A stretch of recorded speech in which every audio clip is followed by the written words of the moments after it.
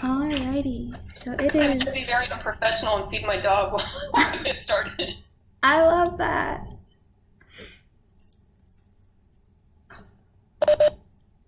I love that a lot. So I'm gonna wait till she comes back before I do introductions. And Maybe we should start by people just doing real quick introductions. Sounds good. So for breakout rooms, you feel to turn on your camera, because it is kind of really awkward to talk to a void. But if you can't, that's okay. And then try to keep your microphone on mute if possible, unless you're speaking, because otherwise it's gonna get annoying real quick. To introduce myself, I'm Sarah. I'm a fourth year at UC. It's okay, it's spelled like Sarah. Everyone mispronounces it, so it's alright. I'm a fourth year at UC. I'm an English, rhetoric, and professional writing major, as well as an Arabic major. I worked with Professor Highland for an environmental writing class, and I got to present at city council and stuff. And I've worked with him for multiple semesters after that class as well. So for our breakout room, we have Dr. Laura Artiser and Dr. Susan Pinney. Dr. Laura Artiser is a professor at Department of English and Comparative Literature at UC, and Dr. Susan Pinney is a Department of Environmental Health, right, at the College of Medicine. So basically, the way that how we're going to organize this session is that if you want to talk or have a question, just type your name in the chat and I'll call on you, because that's how we can do it in order. Or if you don't feel comfortable speaking on camera, you can just type your question in the chat and I'll read them out loud for our panelists to answer. Sound good with everyone? All right. So I will say try and keep your questions directed towards environmental justice, and specifically to students and what they can do after they graduate, or the movement in general, but try and keep it around environmental justice. But with that, take it away.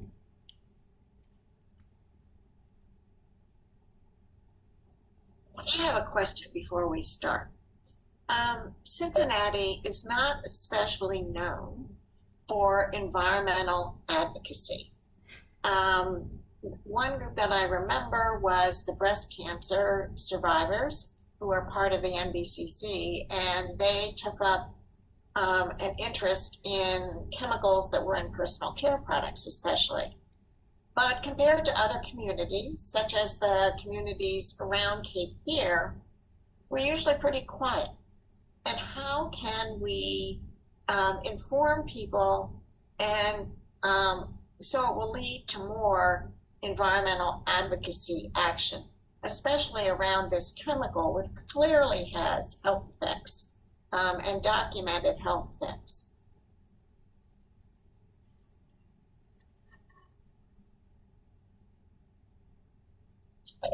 There's no wrong answer here. There's no textbook answer.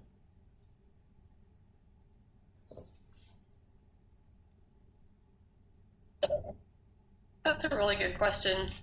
I don't know if I have answers. You're right. And I feel like what people were talking about in the bigger session is something to consider, is this idea of a movement, and getting people, actively involved.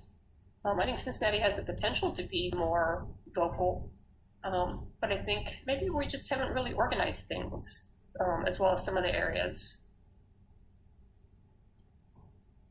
I agree. And I think one of the best things you have done with this symposium is to offer the movie Black Waters, so people can view it. And in a way, we're lucky. We're in the middle of the pandemic, and lots of people don't want to go to movie theaters and, haven't seen the movie. So hopefully that will raise awareness. But I think that people in this area have no idea where we stand compared to other communities with our exposures in water.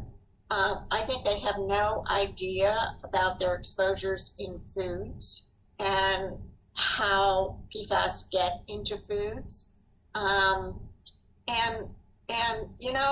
with lead, where we have had a lot of advocacy, and we've gotten HUD grants to clean up areas, and things have happened. When you talk to people about PFAS, they say, what? And so I think we have a huge education challenge ahead of us. Because, like, I'll jump in on that one. This movie was the first time I ever heard about it. Like, period. I never heard about it. I had no idea. And then after I watched the movie, I did like a deep dive into like all the literature and all the research that was out there. And honestly, I just got really angry. What Mr. Blatt said, how did this happen? I think a lot of us who know the research have said that. I mean, how in the world did this happen? Way back in the 1970s were some of the first reports in chemical association meetings about PFAS and how their chemical structure could lead to harmful health effects. And for a while, it took a while for the interest to grow, but starting in the early 1990s, there were more and more reports. But it was 2006 when there was any regulation, and when at least DuPont started to agree to cease production. But I don't want to be calling on people, but I'm just really interested in what others think about how we can move forward on this. I thought I'm sorry, you can go ahead. Okay. I thought the question about curriculum was really interesting in the large group. I just think, young people are already really interested in environmental justice, so I think incorporating stories and just real world occurrences that have happened, incorporating that into the curriculum would be really important. Just to get people aware, because same here, like I had never heard of it before I watched the movie, and then once I watched the movie I was like freaked out, like I was really scared. So not that we need to scare people, but it is a scary thing, so I think incorporating it into the curriculum would be a first step. I just want to say that our Masters in Public Health program has a course on policy and how you can change policy, or how changes in policy can happen. I wouldn't say so much how you as an individual can change policy, but how changes in policy happen. So if anybody's really interested,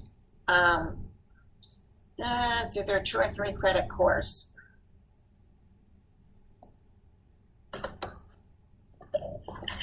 Dr. Pinney, I think what you said about all this information in the reports is really important too, because how to get that information out to people is part of the issue. I mean, we're talking about the movie, and that's how a lot of people learned about the issue. So there are ways to move the information from the scientific community into the public community, that there are opportunities that probably are missed there. And I think that would be an important piece to try to move forward.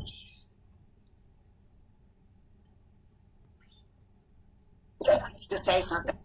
It doesn't seem like the local media or media in general covers this specific topic.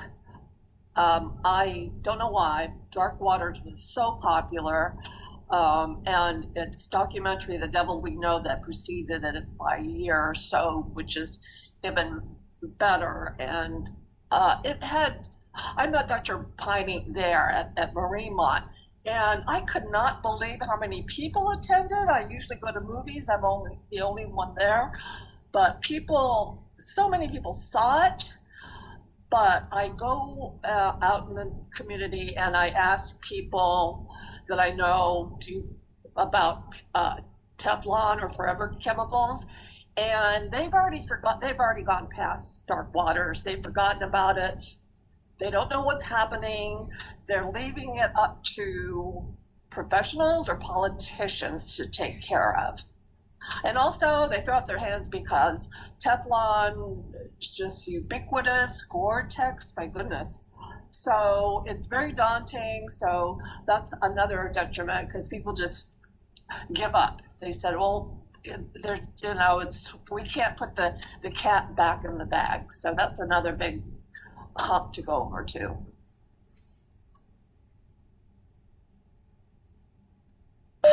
And then like another thing that's like people remember stories more than facts. And like that sucks for the scientific community a lot because like that's their whole thing of like facts. But if you don't have a story to go with them, it's not going to go to people. And like Emily, I believe Emily Donovan was saying in like the breakout room was if you don't have a local community, nothing's going to happen. Almost all federal changes that have happened started locally.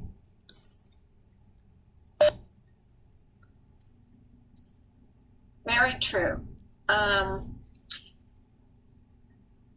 Yes, and we really have a big gap in what our local community knows, and we need them to be speaking to our representatives.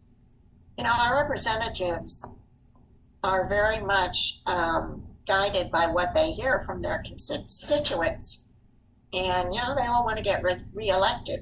So if none of their constituents are saying anything about PFAS, it has a much lower rank, you know, on their priority list.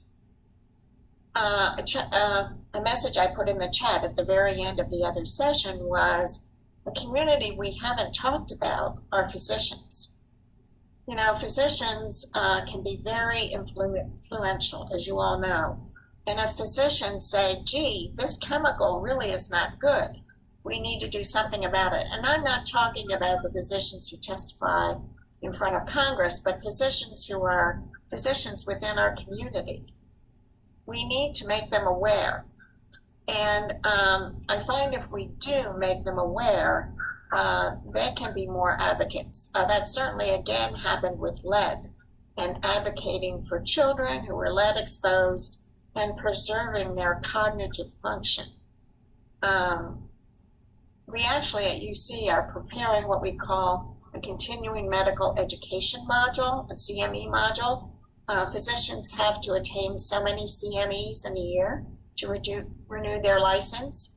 So in partnering with UC's College of Medicine Continuing Education Office, we're going to offer this module so that physicians, you know, it's online, so physicians can take it and get a CME unit.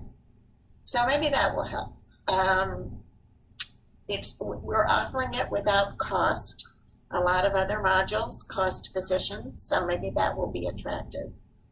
But I really feel, you know, advocacy groups are great and they can have a tremendous impact and they make much louder noise than individuals. But our representatives, I think, sometimes pay more attention if there's a groundswell of individuals who are concerned.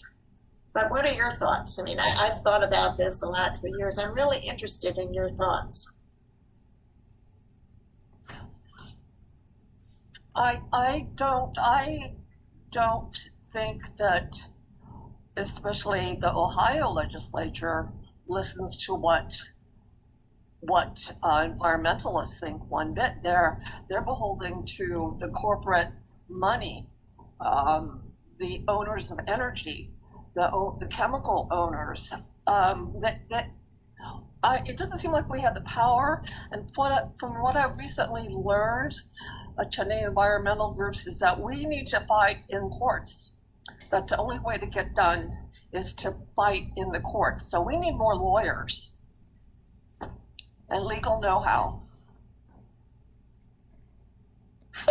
And like one thing to like push off of that is like my first venture into like environmental justice and writing and like trying to get more involved in organization was a class at UC. Like it was the environmental writing class that made me like get more involved even outside of my class. So like maybe like with the curriculum development, like moving it towards that is like having more programs or like a certificate or something that's offered to deal with more experiential learning, to like get like, because like for like my environmental writing class we had to go to city council. Like Rob Highland was like go there. And that honestly has affected me even after I stopped taking his class. And like that's one of the only classes I can say at UC that's done that for me. So what are your guys' thoughts on like having more of those classes at UC or in college in general? And then you can go after. We need to get the DAP people, urban planning people involved. I mean, really, really involved with this community, and people from the law school. We have a prestigious law school, and we really need their help. So we need to get into their curriculum also, because sure, narratives and storytelling is very powerful, but it only gets to people who read, and who reads anymore? Everybody just reads headlines. So we need political power. We need to take our power, and it's really hard to figure out. We need to get some law students here, and then later, before I forget, I would like to ask about getting more of a diverse audience to get involved, because environmental justice is just so basic, and it just seems like social justice issues are just in the forefront so much now that it's tough competition.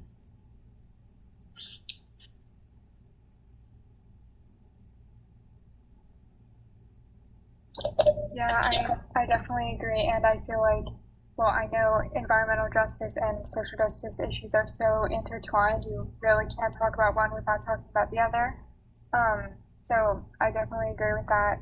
And yeah, I mean, one thing that pops into my mind is in my freshman year chemistry class, there's like 200 people, and they don't talk about it at all. How easy would it be to just, in one lecture, just talk about that? Or, I mean, it's great that you were pushed to go to city council. I think that's also great. But just take advantage of these like massive classes. It doesn't even cross people's minds. But if they just plant a seed in their brain, maybe a few people would feel like they need to do something about it.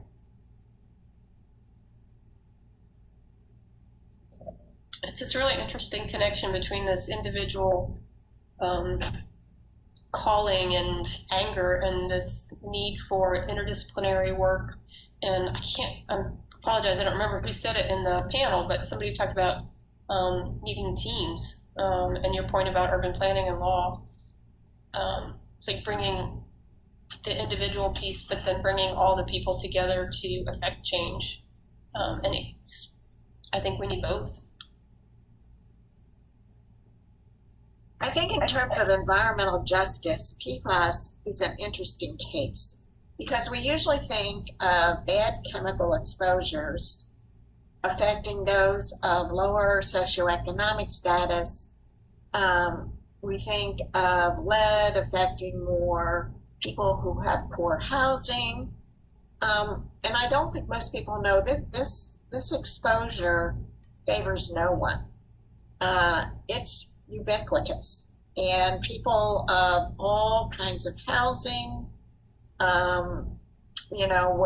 different geographical areas, actually people who don't live in the center city are more likely, in a very general sense, to have higher exposures than people who live within the area of a good water treatment system. So if you live outside and you're being supplied with water from an artesian well, it probably is not being treated like Cincinnati water. And in Cincinnati water, PFAS are still in Cincinnati water, definitely.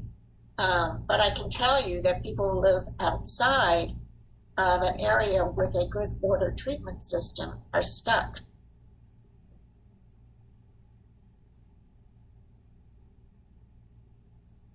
I have a question for Dr. Pinney. I've heard different things about the local EPA. Are they testing for forever chemicals locally? Well, I don't think we have a local EPA. We have a state EPA. So in terms of PFAS, the Cincinnati Waterworks tests their own, which is what's the phrase? But anyway, it's the people who produce the product are testing the product. What Dr. Birnbaum alluded to. So yes, the state of Ohio was supposed to have a website.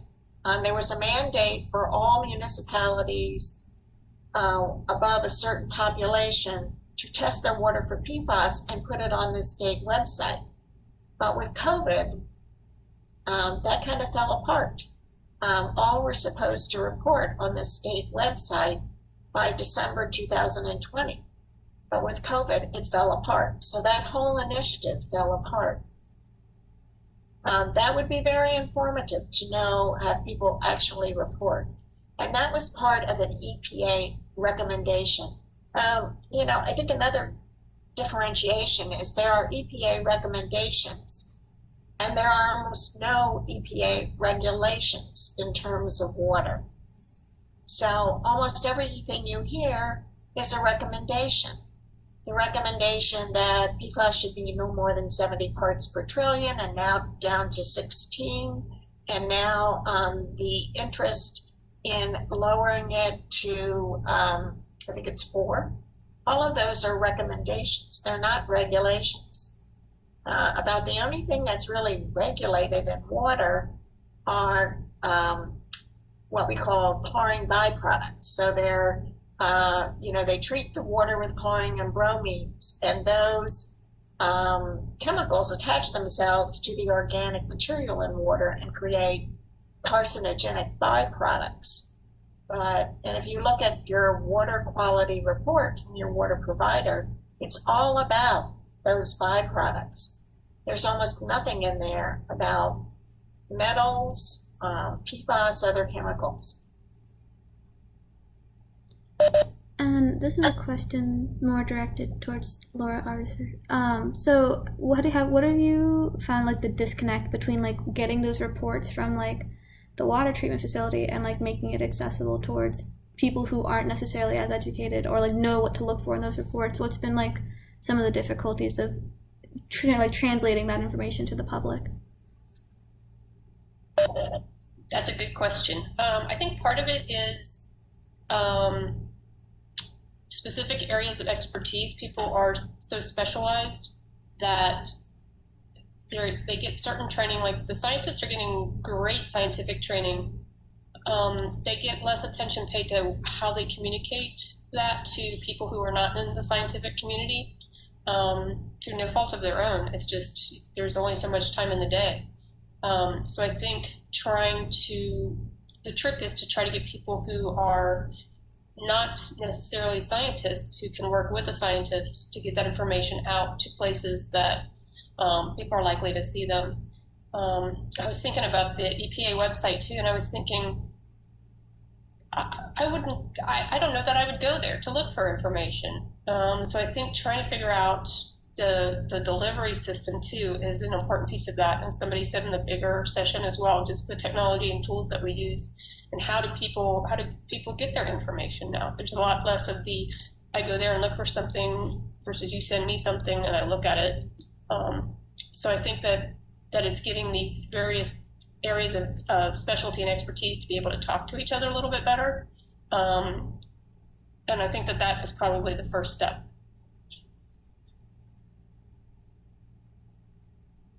I can add a little bit here. I'm actually a dietitian up at, I'll turn on my video. I'm a dietitian up at Dayton Children's Hospital, but I live down in Cincinnati. And I think you hit the nail on the head with like, there needs to be some kind of intermediary between the reports and the consumer, like somebody who understands that audience. And I think that the discussion about involving the healthcare system and healthcare providers is a really interesting one. I know personally as a dietitian, working in pediatrics, one of the most basic questions we get is, do I mix formula with tap water or do I have to buy special water? And all of this stuff, there aren't really, like, nobody's standing up and making like hard and fast rules even just about that outside of all, a specific chemical. Nobody's saying like, basically it's, the recommendation is you can mix with municipal water unless there's a reason not to, so I do think that involving, the healthcare system and healthcare providers, I think it's super cool that there's a CME coming out. Yeah. But those are the kinds of folks that I think have a lot of power to be that kind of voice but I think as a practitioner myself, there's no like consensus statement of what we should all be telling people, So I think we need to decide, those who are activists around this need to kind of decide what the message is, and then we all need to deliver that so we don't confuse consumers, because I see that confusion a lot.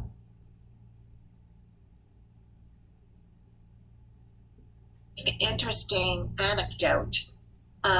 When we return to people their serum levels of PFAS in our studies, which we do routinely,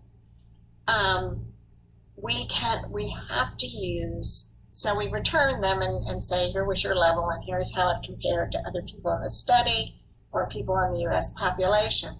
But for an information sheet about the chemicals, we have to use a government information sheet, or we have to go through a very, very long process of getting what we create approved. So I have to say, I think it's extremely important to return these results to people because it really makes them very aware of what levels of exposure they're experiencing. And then on top of that, they go to their physician with their results and ask questions. So now, you've extended it to their physician and they talk to other people in their family. So they're good communication vehicles. But it's a real problem to have to use either the CDC fact sheet or the Ohio fact sheet or the ATSDR fact sheet. They all really soft pedal health effects of PFAS.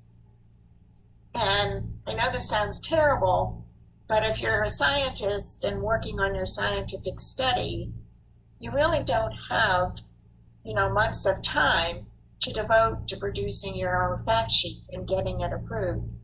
So Dr. Ardhuser and others, that's where we could really use you. If you would be able to help us produce our own fact sheet that can meet the scrutiny of the IRB and others, because they wanted to represent the state of affairs in a balanced fashion, and I understand that. But right now I feel most of what we have is way to the it's safe balance end of the seesaw,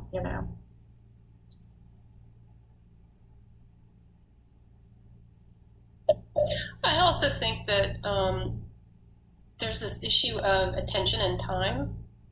If it's not an immediate critical problem, there's just so much going on. I'm thinking of people that,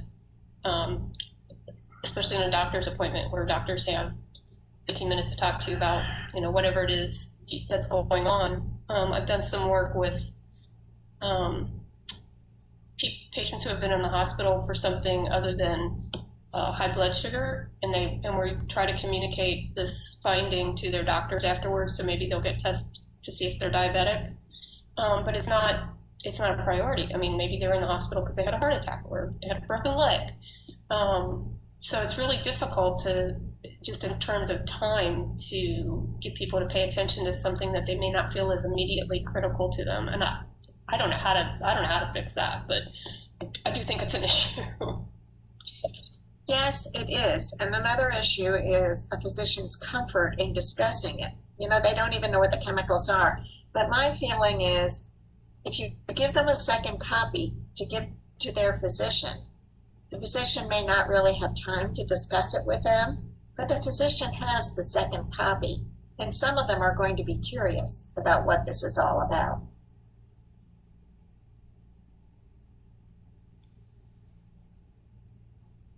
Jeanette Buckholtz, who's on this call, is a research associate with my group. And so she has participated in these times when we return results, and we're heading into another one. So in a small group, it's a relatively small study. There were only 84 people involved, but we're going to be returning results to them soon.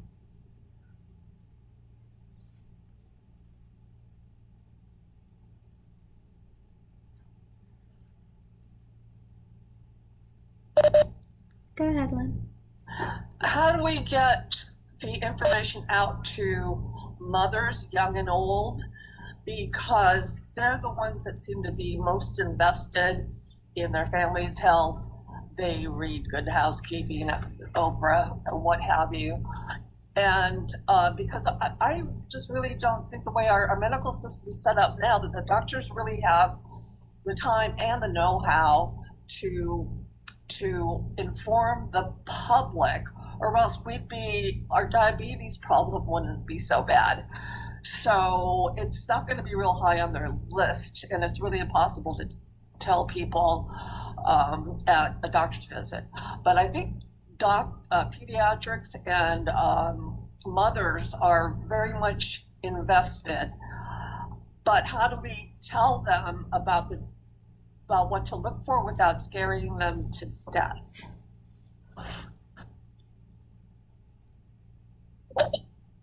So one of the reasons that it's important to tell them to try to reduce any exposure to PFAS is it actually ends up in breast milk. And there have been several studies that show that after breastfeeding, a mother's serum levels decrease. And we in our own research showed that girls who were breastfed by mothers with exposure ended up with higher serum levels, as young girls. So, but my observation is that women who are pregnant read a lot. And in fact, I think, Lynn, you said that. They read a lot, but the materials they read talk about lead.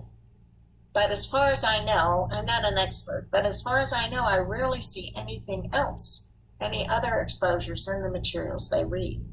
So there's one opportunity to help inform people. There are lots of opportunities. They all take time and money.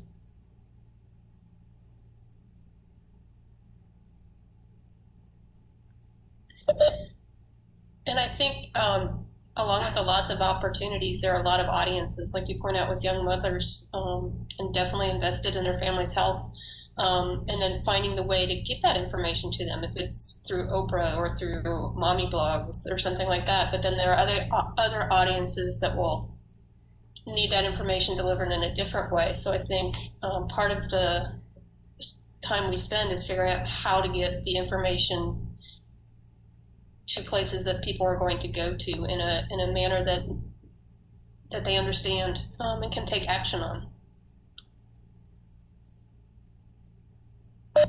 And like another thing that's important, like when you're sharing information with like the public, would be making sure that whatever they're accessing, they can understand it without any other additional resources. Because if you have a document that you have to look up 700 other thousand things just to understand the one that you have, that's a big issue in a lot of these like scientific reports and stuff, is that people are like, I have 70 sticky notes on page 1. I used to do that when I would read Shakespeare. I would have to. Well, I think an interesting thesis might be, if someone were interested, to look at materials that about to be mothers or young mothers frequently access, and see how much in those materials, how many times environmental chemicals or environmental metals are mentioned. I've looked and found, I have 2 grandsons, so I've looked and I found almost nothing. As you know, mercury can be hazardous. And one of the things that I saw, which was really very good, was in Florida. I was in Florida and with my daughter when she was pregnant. And there on the fish stand, she knew she's very environmental conscious and she knew which kinds of fish she could eat. But there on the fish stand counter was a little placard that gave the levels of mercury in different kinds of fish and seafood. So wouldn't it be wonderful if every fish counter had to display that information?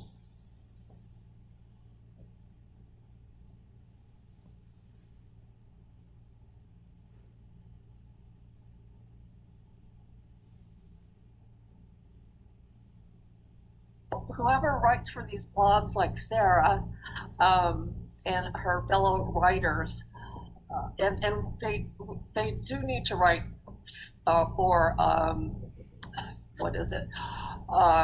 Get their work on every kind of publication, population, because the most famous doctors are Dr. Oz and Dr. Phil.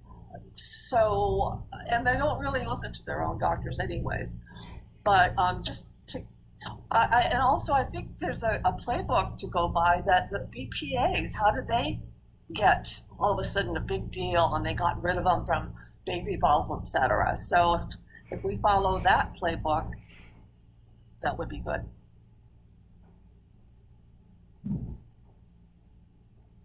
And like I think Ruby mentioned earlier, like a huge thing of like the college population, we talk, we find out things. If you drop in a little something in like a class or like have like a course that's not necessarily focused on environmental justice, but you somehow relate it to it or just a little bit, people will talk and people will try and get more involved. Not everyone in the class is going to go out right after class and try and do something about it, but at least one person will.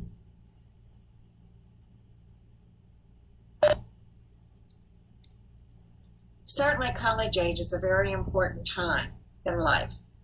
And it's a time where social norms and social values are really formed. So if we infuse more information about environmental justice and stimulate more conversations about environmental justice, hopefully it will carry through to the future when people no longer are in a college environment. I believe that can happen. It happens with other things. But, I still don't see enough of it happening at the kind of college level to really have a long-term effect. And for people to see success.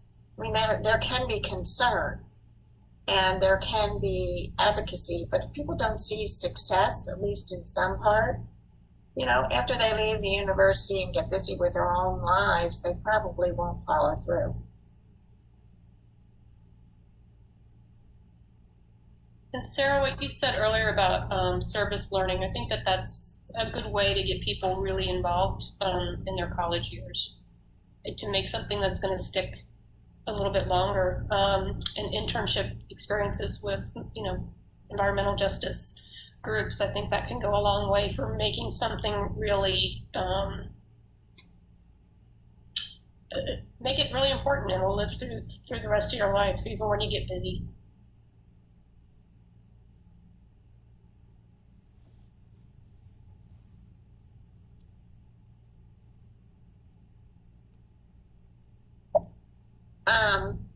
At some point in a few months, we're going to be publishing some findings about a PFAS study in young girls, and that shows that there were some health effects in these young pubescent girls.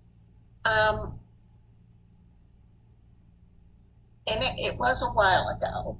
So if you were discussing this with your classmate or your neighbor, what would you discuss other than, what happened? What would you what part of your discussion would you address? What are we going to do about this? And I think it's both. What are we going to do about this now? But how in the world did this happen? I mean, it really is a how in the world did this happen? It's horrible. And how are we going to prevent it from happening again? Because right now, I really don't see anything happening to prevent it from happening again. And again, there are no right answers to this. It'd just be interesting to hear your thought.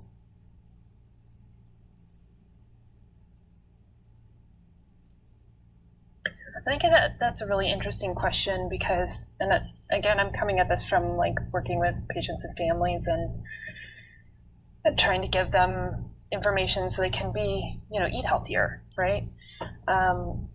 And so I think what's really important with messages that aren't getting across is understanding that there needs to be different modalities for different populations and doing a little bit more to understand the population that you're working with. So when I think about having a conversation with somebody who doesn't saying, if I say, what do we do about this, when that person is not even aware that there's a problem, or, using kind of motivational interviewing and the trans-theoretical model and things like that. So I think that that's a really, really interesting question because in my experience, you can't always have a conversation about the where you want to go with it because you're already a little bit further down the line than probably a lot of people you're talking to, especially if we're talking about like, why doesn't anybody want to make these changes? Why don't we want to change our system? And sometimes it's not even, lack of education about the problem that is causing people to not think it's a problem, So I think that's a really interesting question, and I think there's probably 10 research studies that could come out of it.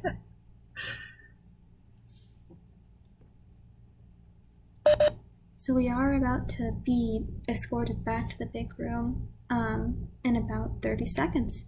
So, it's all online, but if you want to give like a clap emoji or something for Dr. Pinney and Laura Sir for answering our questions, we'd love that. So, thank you very much. Thanks for facilitating, Sarah. I'm trying. All right, and about 10 more seconds, so have a lovely day, folks. Thank you.